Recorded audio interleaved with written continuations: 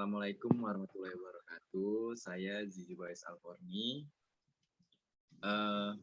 Dalam hal memenuhi tugas Islamic e-Business, saya memilih Kang Wendy untuk menjadi narasumber yang akan saya wawancarai mengenai pentingnya inovasi dalam lembaga bisnis dan wirausaha, yang dimana nantinya akan diterapkan dalam inovasi produk ataupun proses transaksi bisnis Islam. Baik, boleh diceritakan sedikit latar Kang Wendy itu bagaimana?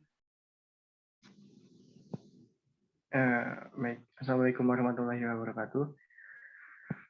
Mungkin latar apa nih? Profesi Boleh pendidikan. diperkenalkan diri secara singkat aja kan?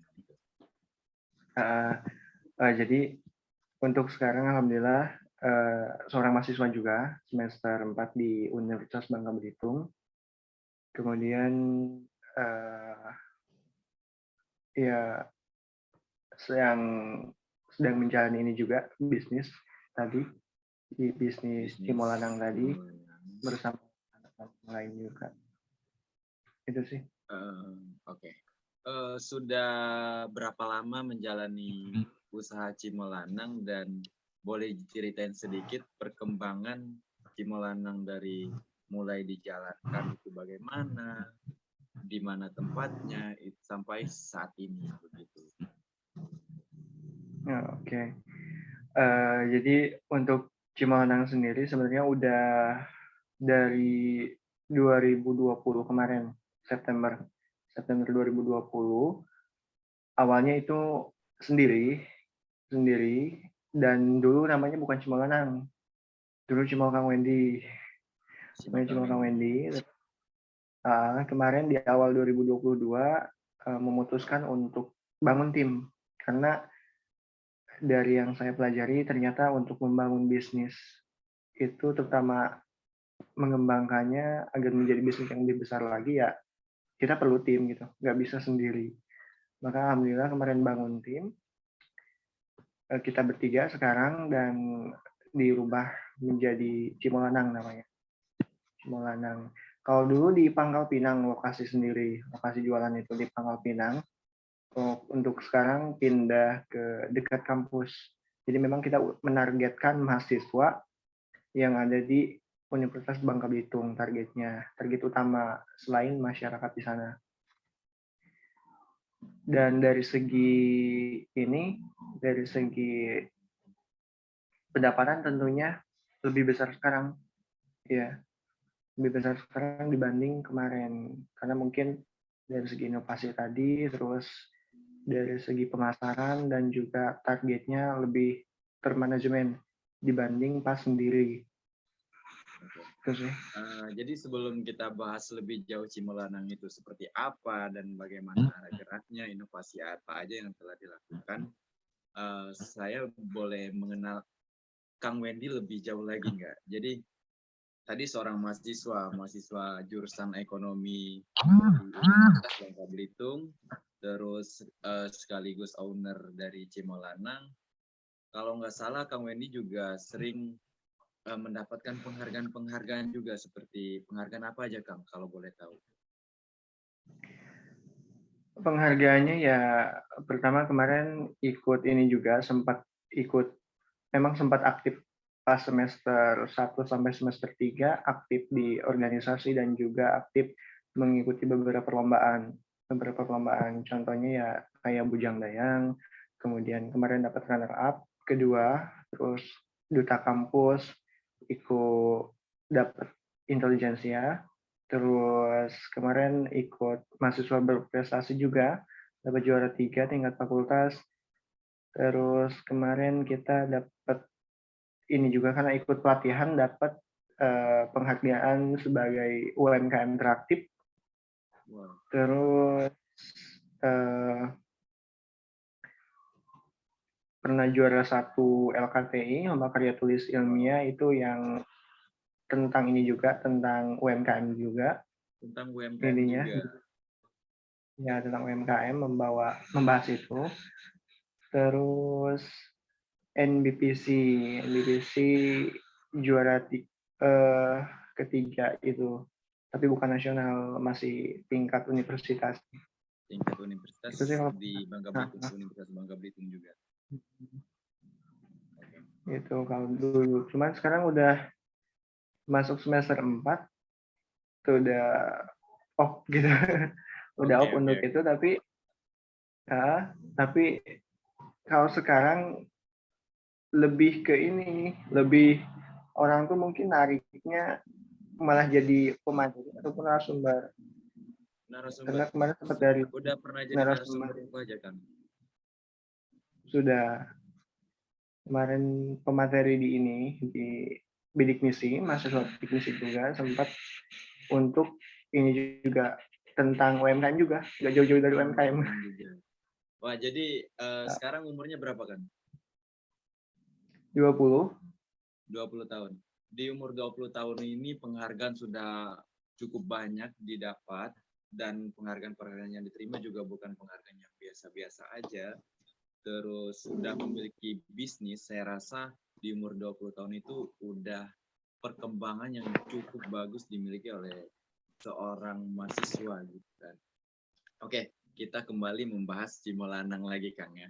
Tadi kita udah bahas pribadi Akang, udah menarik banget penghargaannya bagaimana, terus aktivitas gitu kan, gitu. Oke, menurut Akang seberapa penting sih inovasi dalam sebuah bisnis itu untuk menarik pelanggan? Kalau ditanya seberapa penting, sangat penting gitu. Karena kalau kita nggak bisa berinovasi ya mati bisnisnya. Iya. Nggak bisa berinovasi mati gitu. Kayak inovasinya ya mulai dari produknya, segi produknya. Kami berinovasi kalau dulu tuh Cimolanang ya cuman cimol aja gitu. Cimol ditaburin bumbu udah selesai. Nah kalau sekarang itu kan cimol ini kita inovasiin dengan mulai kita tambahin topping gitu. Jadi isinya bukan cuma cimol, ada topping sosis bakso dan juga nugget contohnya. Kemudian dari segi kemasan, kalau dulu cuma di plastik kan, plastik kantong biasa, kita inovasikan lagi berubah ke cup, bentuk cup. Itu udah dikemas gitu, dengan label gitu ya. Di label gitu. Terus dari segi pembayaran mungkin kalau dulu ya kita cash gitu, pembayaran secara cash, tapi kalau sekarang kan udah ini lagi, udah bisa bayar via non tunai gitu, melalui QRIS. Link aja ya. Nah, bisa link aja kayak gitu. Dan ya dari segi produk tadi ya tambah juga. Gimana? Dari segi tempat itu inovasi apa aja yang sudah dilakukan dari awal berdiri sampai sekarang?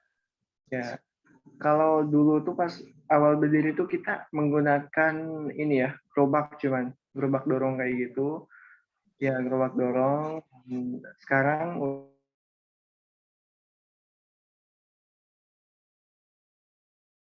masak di dalam kayak gitu. Jadi lebih kelihatan lebih layak dan lebih higienis, kelihatannya lebih rapi. Pelanggan lah ya dengan tempat yang lebih nyaman gitu. Oke. Iya, benar. Jadi Kang, tadi di Cimolanang udah melakukan inovasi dari segi produk dan transaksi. Apa aja yang sudah dampak apa saja yang sudah didapatkan ketika sudah melakukan inovasi dari sebelum-sebelumnya yang belum melakukan inovasi? Apakah pelanggannya mulai meningkat atau kemudahan dalam sistem menjalankan bisnisnya lebih efisien atau bagaimana? Keduanya dapat gitu, kayak mulai bisnis kita jalan lebih efisien, kemudian pelanggan juga meningkat.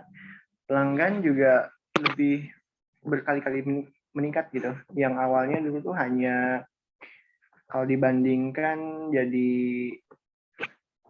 4 kali lipat kenaikannya dibanding yang dulu pas awal-awal loh dengan sekarang. Kemudian ininya dari segi efisiensinya lebih efisien gitu. Karena kalau dulu tuh ya kita harus kayak dorong-dorong gerobak gitu, kayak dipindahin ke tempat yang teduh. Nah, kalau sekarang kan ya diemin gitu, karena memang itu kan udah ada atapnya sendiri kan, Oke. dari kontainernya sendiri gitu. Udah enak, udah aman, nggak ribet-ribet lagi. Itu sih. Oke.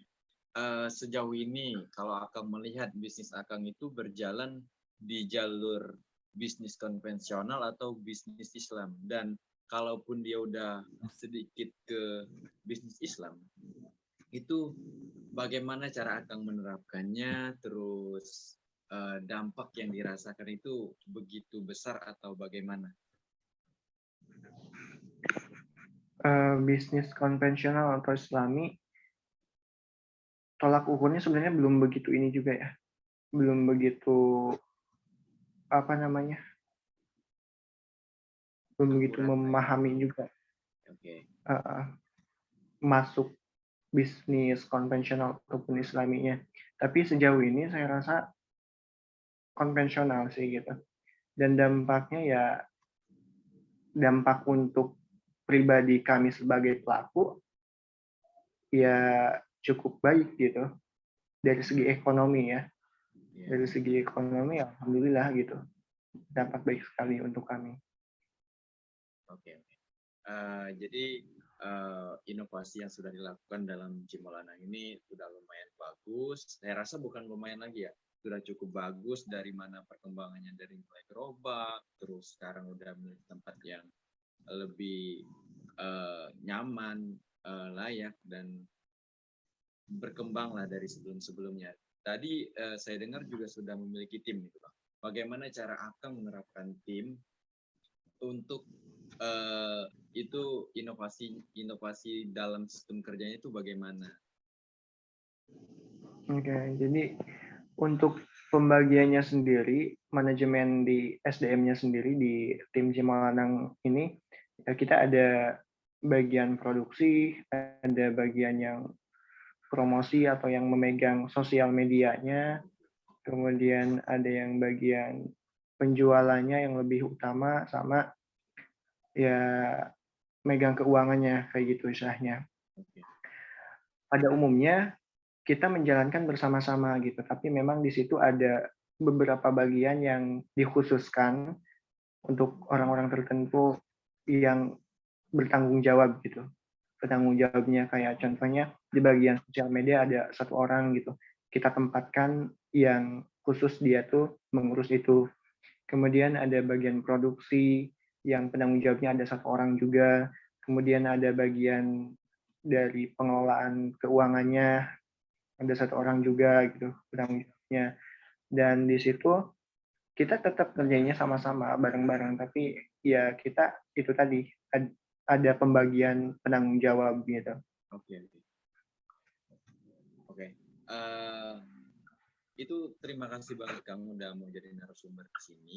Mungkin bagaimana akan menceritakan perjalanan UMKM Cimalanang ini sudah, saya rasa itu cukup bagus perkembangannya. Dan ternyata pentingnya inovasi dalam sebuah bisnis itu sangat penting dan sangat berpengaruh untuk perkembangan bisnis kita. Oke, kalau boleh kalau akan berkenan itu boleh kasih statement, closing statement lah untuk kita yang ingin menjalankan suatu usaha dan pentingnya inovasi dalam menerapkan inovasi dalam usaha yang dijalani. Closing statement-nya jika ingin bangun bisnis ya tentunya kita harus paham dulu ya. Paham dulu bisnis apa yang akan kita rintis. Kemudian setelah kita memahami bisnis itu, ya pertama modal awalnya niat lagi, balik lagi ke niat. Kemudian untuk modal secara material ya tentunya itu akan mengikuti ya, akan mengikuti. Lalu setelah kita mulai membangun bisnis tersebut, mempertahankannya yang lebih sulit dibanding membangunnya. Mempertahankannya itu tadi kita nggak bisa stuck di tempat di mana kita mulai seperti A, maka kita nggak bisa selamanya tetap seperti A gitu. Perlu melakukan inovasi-inovasi tadi. Inovasi-inovasi tadi bisa kita lakukan contohnya dengan melihat perkembangan zaman, dan kita jangan harus visioner juga. Harus visioner juga sebagai bisa dikatakan sebagai pengusaha harus visioner gitu. Dan di situ kita harus bisa fleksibel gitu. Fleksibel dan juga bisa melihat peluang gitu. Peluang-peluang kedepannya seperti apa yang bisa kita manfaatkan. Itu sih. Baik, terima kasih Kang Wendy udah berkenan untuk menjadi narasumber di wawancara tugas saya. Semoga Cimolanang terus berkembang dan apa yang akan disampaikan bisa bermanfaat untuk orang banyak. Terima kasih banyak Kang Wendy. Ya, terima kasih juga sudah berkenan untuk mewawancara. Wabillahi taufiq.